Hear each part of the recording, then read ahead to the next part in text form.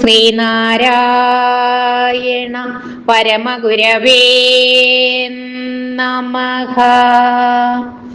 അജ്ഞാനതിമിരാന്ധസ്യ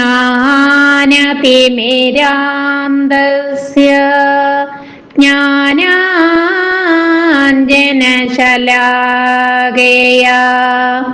ചക്ഷുരുന്മീലിതം യേന തസ്മൈ ശ്രീ ഗുരവേ നമഃ. പരമകാരുണികനായ ശ്രീനാരായണ ഗുരുദേവ തൃപ്പാദങ്ങളിൽ പ്രണാമം അർപ്പിക്കുന്നു. ശ്രീ ശാരദാംബികയുടെ തൃച്ചേവടികളിൽ പ്രണാമം അർപ്പിക്കുന്നു. ആചാര്യപാദങ്ങളിൽ പ്രണാമം അർപ്പിക്കുന്നു. ആത്മസഹോദരങ്ങളെ, ഏവർക്കും എൻ്റെ വിനീതമായ നമസ്കാരം. ഗുരുദേവ കഥാസാഗരം 15-ാം ഭാഗം അവതരണം. അവർക്കു ഈശ്വരൻ കൊടുത്തതല്ലല്ലോ. പ്രായമേറിയവരോടെല്ലാം നാണു വളരെ ആദരവോടെയാണ് പെരുമാറിയിരുന്നത്. തൊഴിലോ ജാതിയോ ധനസ്ഥിതിയോ നോക്കി അവരെ ഒരു സന്ദർഭത്തിൽ പോലും നാണു തരം തിരിച്ച് കണ്ടിരുന്നില്ല.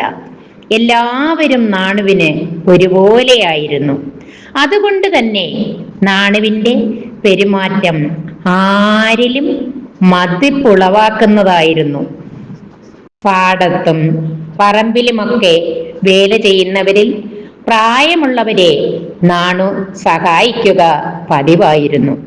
ദാരിദ്ര്യം കൊണ്ട് കഷ്ടപ്പെടുന്നവർക്ക് നെല്ലും തേങ്ങായും കൊടുക്കുവാനും നാണു പ്രത്യേകം ശ്രദ്ധിച്ചിരുന്നു. പഠിപ്പില്ലാത്ത ദിവസങ്ങളിൽ വേലക്കാരെ നോക്കാനും വേലയിൽ കളവ് കാണിക്കുന്നവരെ കണ്ടെത്താനും നാണുവിനെയാണ് മാടനാശാൻ കൃഷിയിടത്തേക്ക് അയച്ചിരുന്നത്.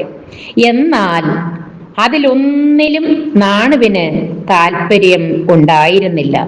വേലക്കാർ പണിയെടുക്കുന്ന നേരങ്ങളിൽ നാണു അവരെയും നോക്കി നിൽക്കാതെ നാട്ടുവഴികളിൽ കൂടി വെറുതെ ചുറ്റിക്കറങ്ങുക പതിവായിരുന്നു.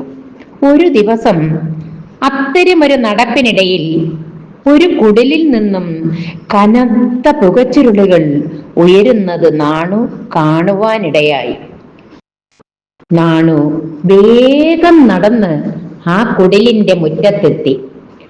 അവിടെ എങ്ങും ആരെയും കാണുന്നുണ്ടായിരുന്നില്ല. വിളിച്ചു നോക്കിയിട്ടും അവിടെ ആളനക്കം ഉള്ളതായി തോന്നിയില്ല. നാണു പതുക്കെ മണ്ണുകൊണ്ടുണ്ടാക്കിയിട്ടുള്ള തിണ്ണയിലേക്ക് കയറി. കെട്ടും പൂട്ടുമില്ലാത്ത പനമ്പിൻ വാതിലിന്റെ പഴുതിലൂടെ ഉള്ളിലേക്ക് നോക്കി. അടുപ്പിലിരിക്കുകയായിരുന്ന കൊച്ചു മൺകലത്തിൽ നിന്നും തിളച്ചു മറിയുന്ന കഞ്ഞി കവിഞ്ഞ് ആ കലത്തിന് ചുറ്റാകെ ഒഴുകിയിറങ്ങുന്നത് നാണു കണ്ടു. ആ അടുപ്പിലെ തീ പടർന്ന് പാതാമ്പുറത്ത് അടുക്കി വെച്ചിരിക്കുന്ന വിറക് കൊള്ളിയിലേക്ക് പിടിച്ചിരിക്കുന്നതും കണ്ടു. ഉടനെ എന്തെങ്കിലും ചെയ്തില്ല എങ്കിൽ ആ കഞ്ഞി മുഴുവനും അടുപ്പിലേക്ക് തൂവിപ്പോകും. തന്നെയുമല്ല, വിറക് കൂട്ടത്തിന് തീ പിടിച്ചാൽ ഓല കൊണ്ടുണ്ടാക്കിയിട്ടുള്ള ആ കുടിലാകെ നിമിഷ നേരം കൊണ്ട് ചാമ്പലായി തീരുകയും ചെയ്യും. പിന്നെ നാണു യാതൊന്നും ആലോചിച്ചില്ല. കതക് തള്ളി തുറന്നു. പുകച്ചുരുളുകൾ വകവയ്ക്കാതെ അടുപ്പിൽ നിന്നും തൂവിയിറങ്ങിയ കഞ്ഞിക്കലം താഴെ ഇറക്കി വെച്ചു. ഓലച്ചുവരിനടുത്തിരുന്ന ഒരു മൺചട്ടിയിലെ വെള്ളമെടുത്ത് കുടഞ്ഞ് വിറകിലേക്ക് പടർന്നിരുന്ന തീയും അണച്ചു. ഹാവ്! നാണു നെടുവീർപ്പെട്ടു. പുകയേറ്റിട്ട് കണ്ണിൽ നിന്നും മൂക്കിൽ നിന്നുമൊക്കെ വെള്ളം ഒലിച്ചിറങ്ങിയെങ്കിലും നാണുവിന് എന്തെന്നില്ലാത്ത ആശ്വാസവും സന്തോഷവുമുണ്ടായി.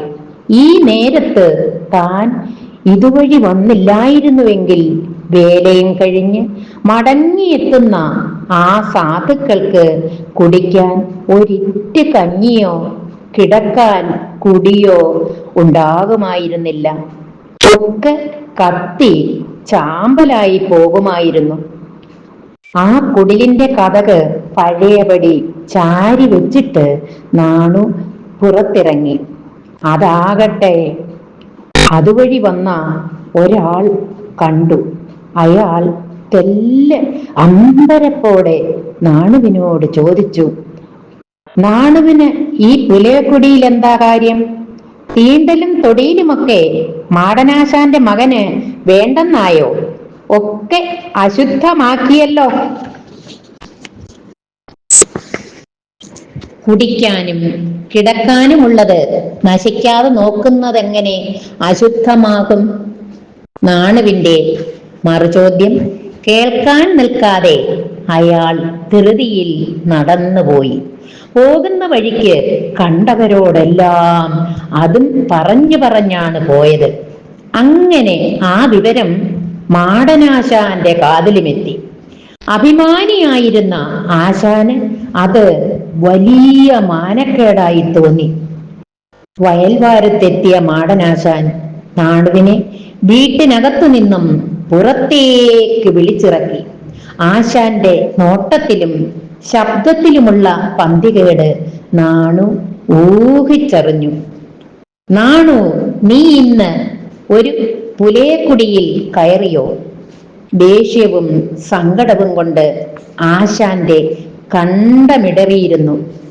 ഊവ, ഞാൻ ആ നേരത്ത് അതിനുള്ളിൽ കടന്നില്ലായിരുന്നെങ്കിൽ ആ സാധുക്കൾക്ക് ഇന്ന് കുടിക്കാനുള്ള കഞ്ഞി മുഴുവനും തിളച്ചു തൂവി പോകുമായിരുന്നു. അടുപ്പിൽ നിന്നും പടർന്ന തീയിൽപ്പെട്ട് ആ കുടിലാകെ ചാമ്പലായി തീരുകയും ചെയ്യുമായിരുന്നു. കഷ്ടം! കുടിക്കാനും കിടക്കാനുമുള്ളതെല്ലാം നഷ്ടപ്പെട്ടാൽ അവർ എവിടേക്ക് പോകും? അവർക്കും നമുക്കും ഒരേ ഈശ്വരൻ തന്നെയല്ലേ അന്നവസ്ത്രാദികളൊക്കെയും മുട്ടാതെ തന്നു രക്ഷിക്കുന്നത്? നാണു പറഞ്ഞു. എങ്കിലും അയിത്തമുള്ളവരല്ലേ നാണു അവരൊക്കെ? മാടനാശാൻ ആശങ്കപ്പെട്ടു. അതവർക്ക് ഈശ്വരൻ കൊടുത്തതല്ലല്ലോ. നാണുവിന്റെ വാക്കുകൾ മാടനാശാന്റെ കാതിലല്ല ഹൃദയത്തിലാണ് തറച്ചത്. അവതാരവരിഷ്ടം സർവാനുഗ്രഹദായിനം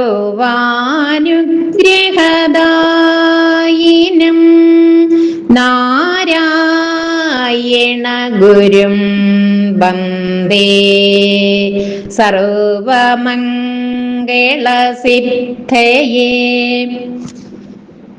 ഗുരുദേവ കഥാസാഗരം 15-ാം ഭാഗം. അവർക്ക് ഈശ്വരൻ കൊടുത്തതല്ലല്ലോ അവതരണം ഗുരുതൃപാദങ്ങളിൽ സമർപ്പിച്ച് ഉപസംഹരിക്കുന്നു. നന്ദി, നമസ്കാരം. ഗുരുധർമ്മം ജയിക്കട്ടെ.